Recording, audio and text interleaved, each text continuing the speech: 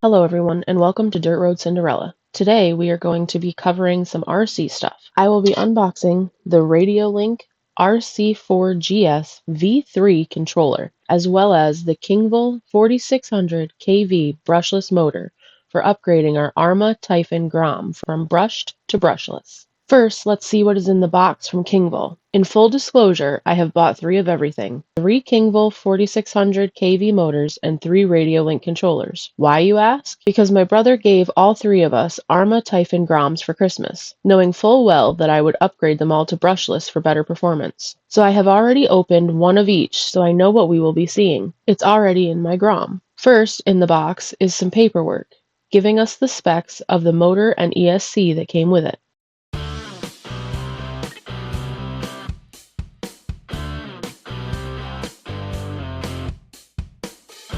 Next is the ESC and the on-off switch. I really should eliminate the on-off switch. I mean, with the way these bodies fit, you cannot reach in and turn it on or off. And we know we shouldn't leave our batteries plugged in. It would save you space to eliminate the switch. Your rig would just turn on and off by unplugging the battery itself. I am going to leave it for today's purposes. These motors came with Dean's connectors, which I don't like. I will be changing them to the XT60 connectors. I also do not use the Spectrum battery that came in the box. I run 2200 milliamp Ovonic batteries. The plug to the ESC has a lip on one side so that it can only go into the receiver one way. Now we move on to the motor itself. It is a good looking motor for sure. Hopefully it runs as good as it looks. I am impressed by their packaging. Let's hope their efforts continue throughout. Okay, let's get this Radiolink out and get a look at it. The controller will hold memory for up to 30 rigs at a time. We each have a number of RCs, so now we only need 3 controllers to run all day instead of the 15 it used to take. To me, that is truly exciting. This controller is coupled with the R6FG receiver, which has a gyro built in. I am looking forward to the assistance with a couple of my wilder rigs. I might not have ruined my wife's vacation last summer when I hit her with a 1/10 scale rig doing 45 miles an hour. It weighs 15 pounds and caught her whole right leg and turned it black.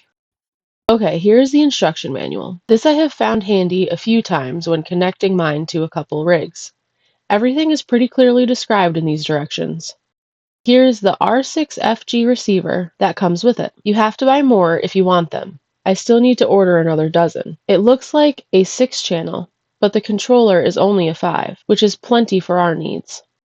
I think it is a good looking controller and it feels good in the hand. It even has a charge port because you can take the battery tray out, which holds 6 AA batteries, and replace it with a 2S or 4S battery pack. The trigger and the steering input feel fantastic. It also has a fairly large screen on top that is easy to read and navigate. Now we will find out if I can make all this fit in and work with my Arma Typhon Grom.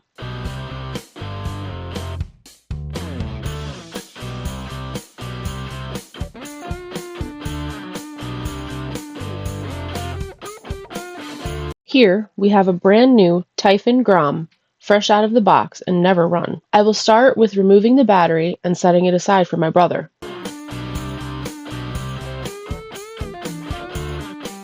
Then I will begin removing the bolts from the center cover. It's in there snug. Once you get it started, flip the car over and remove the servo screw. Then flip it back and continue removing the center cover. It covers the drive shaft and some gears, as well as being part of the motor case.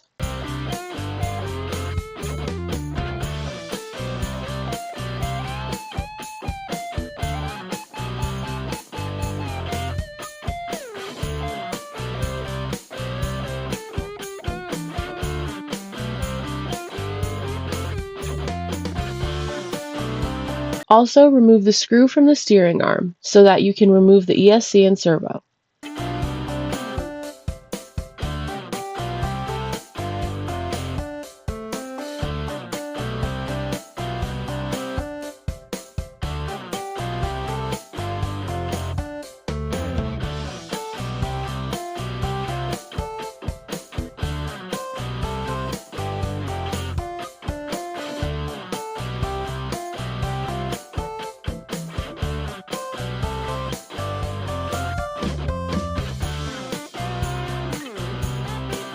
Next, remove the center cover completely.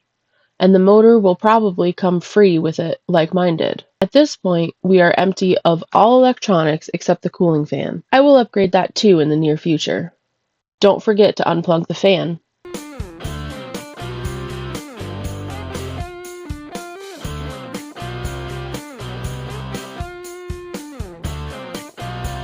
Now it is time to take apart the servo, motor, and ESC that we took out of the Grom to begin with.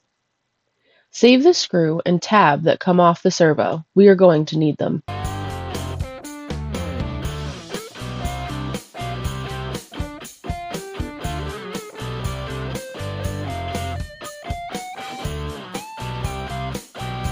As you can see here, the ESC has these ears on it where the servo was mounted. Unless you have bought a new aftermarket servo mount, then you are going to need these. You could use a rotary tool if you like, but I am just going to cut them off with a hobby saw. At this point, set aside the old electronics except for the servo, unless you are replacing that too. Since this one is brand new, I am still going to use the stock servo.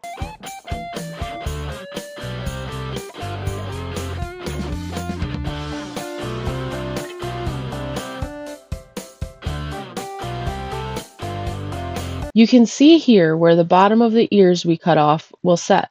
Once you are sure of which way to mount them, put them back onto the servo. Then reinstall the servo and the steering arm screw.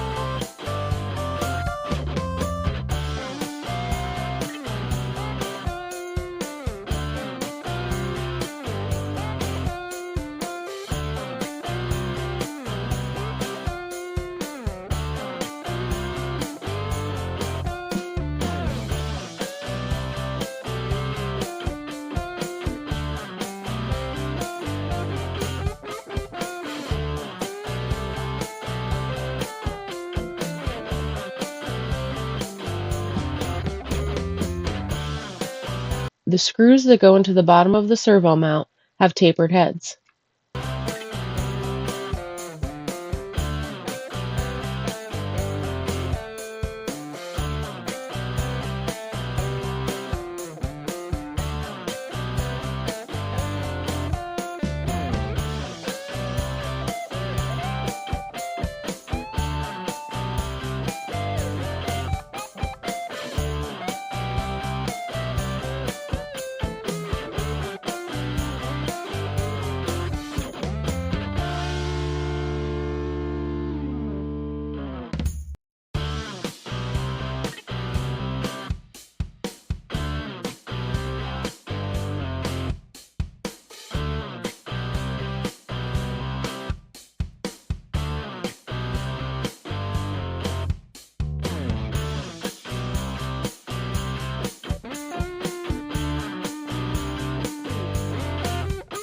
At this point, grab both the old and new motors, as we need to remove the pinion gear from the old motor, as well as the motor mount.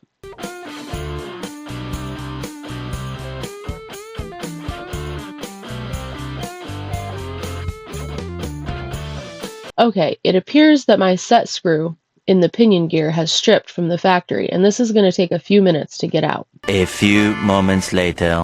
I'm back. For you, it was a few seconds. For me, it's been a half hour. I wound up having to pry the gear free and then drill the set screw out. Only then was I able to back it out by hammering a torque bit into the hole I drilled. Then I placed it back on the shaft so I could show it being taken off. Now, remove the motor mount. There are only 2 screws. Now we are finished with the old motor, and you can use it for whatever you like.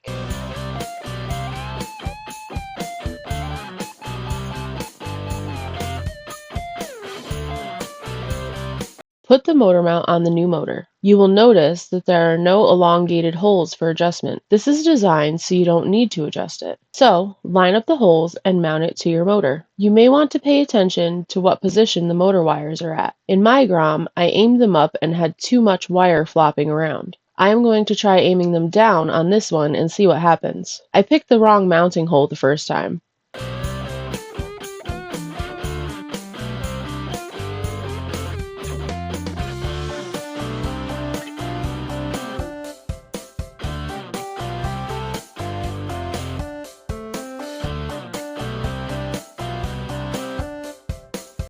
Once you are sure everything is threading good and in the right place, back the screws out and add a little Loctite.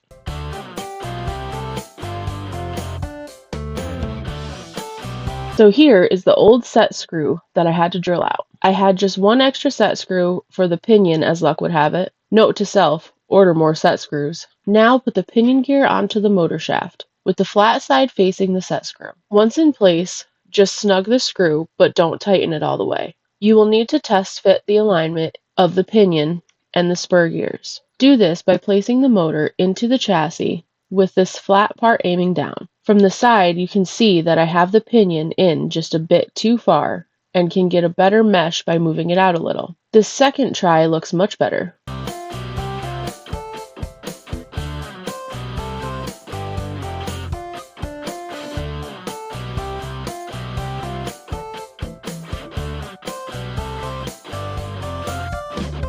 Don't forget to tighten that set screw now.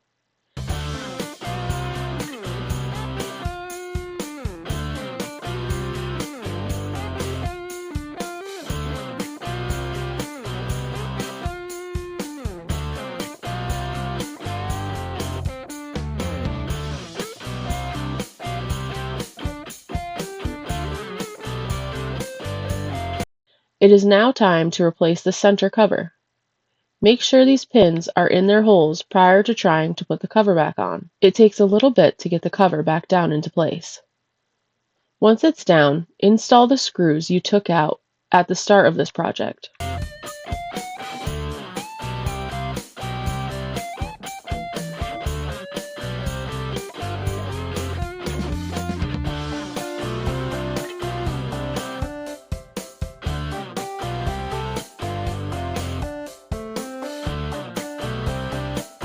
Now that we are done with that, it's time to decide how to mount the electronics.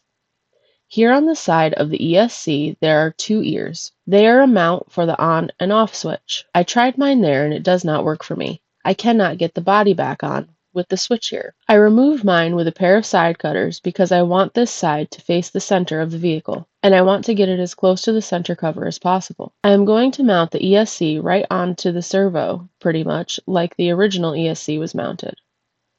The receiver will be mounted in the very front of my battery tray. With the batteries that I use, it is a tight but perfect fit. All I am going to use is some mounting tape to mount everything. If you are using a receiver like mine with gyro, then do not mount the receiver until last.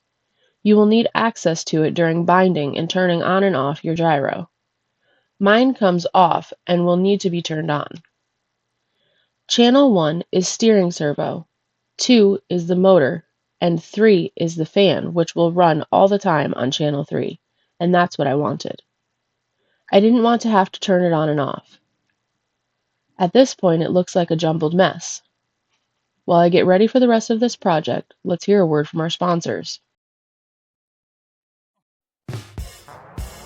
Sponsor Spotlight. Check out VCG Resins by Reese. Parts that stand out, service that stands by you. The website is full of great info and is super easy to use. There are plenty of categories to choose from, such as VCG merch, kits, body parts, electrical, chassis and suspension, engine kits, underhood, transmissions, etc. Every item has multiple detailed photos. When cashing out, make sure to use our 10% off Dirt Road Cinderella discount code, DRC 1024. Check out scalefinishes.com to find original equipment manufacturer correct plastic model paints that are mixed in-house and are 100% accurate for make, model, and year. They even hand mix paints in 2-ounce bottles to maintain color quality and accuracy. These premium pre-thinned airbrush paints are used from the bottle to the model. When cashing out, be sure to use our one-of-a-kind discount code for 10% off your next order. Welcome back, and at this time we need to get the rig up in the air so that when we test it, it doesn't go flying across our bench. Here is the Ovonic 2200 milliamp batteries that I use in both the Grom and my Traxxas e-Revos. So that's 6 rigs I use these batteries in. I love them. Right now, I'm going to plug this up so that I can link the receiver to the controller. Once it powers up, there is a green light flashing in the receiver showing that it's ready to link up. Now, we turn the controller on and almost immediately there is a signal bar showing that the controller has found the receiver. Let's try the steering. Right is right, and left is left. That's a solid start. We have throttle control, however, it is backwards. You can swap a few wires around in the motor and that may fix it. If not, go to settings on the controller and simply reverse the throttle input. I am not going to worry about that right at this moment, as I know I can solve the problem and everything else is working. Now I want to turn the gyro on. This is done by pressing this little button in the end of the receiver 3 times. Then you will get a red flashing light for a few seconds. Then it stops and now glows solid red and not green. This means the gyro has been turned on, which by the front wheels moving on their own, that is on. They will continue to be spastic until the receiver is firmly located. I mount mine under the battery strap at the very front of the tray. Then I run the antenna out the rear of the battery box using the battery strap hole. I suggest using a heavy-duty mounting tape. This is household and will work, but I have the other on order from Amazon. This is basically what we have now.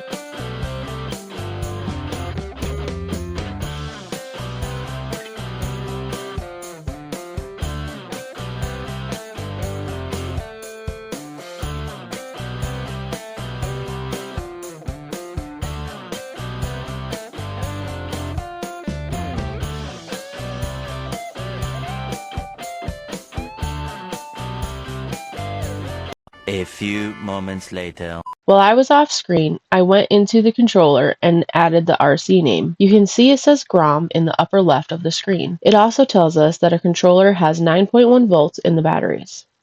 I also changed the throttle input direction under the reverse menu, and now the motor runs as it should. The body fits just fine, and I strapped down the wires, and now it doesn't look too bad in the chassis. My wires aren't laying on the motor, and everything seems to be fine. I can't take it out to test it, as it's less than 20 degrees, and there is snow everywhere too deep for this rig. And now I have a brushless GROM with gyro. This whole upgrade was about $120, including the controller. I am pleased with it so far. Hopefully I will be still when the snow melts and I get this out on the track. Until then, race 'em, wreck 'em, fix 'em, and repeat. Later, y'all.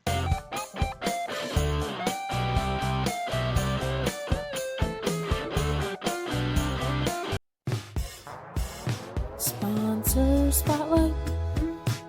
Check out VCG Resins by Reese.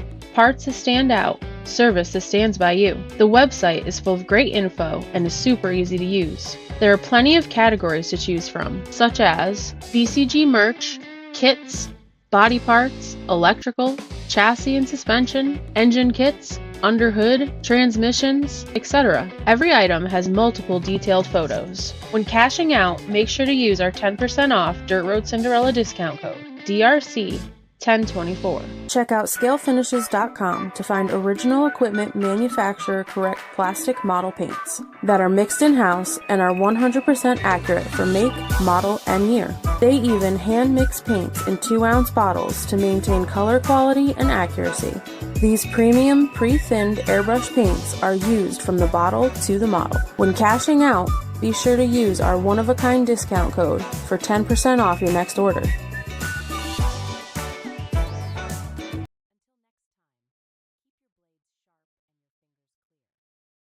Edited, produced, and narrated by Carrie Ann Packard.